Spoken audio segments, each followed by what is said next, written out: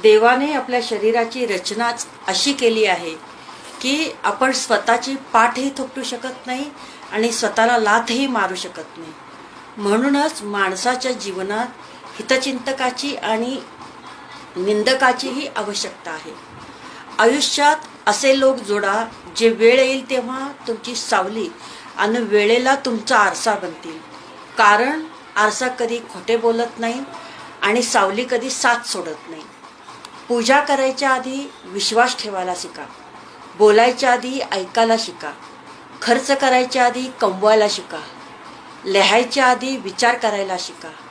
हार मानण्याआधी प्रयत्न करायला शिका आणि मरायच्या आधी जगायला शिका.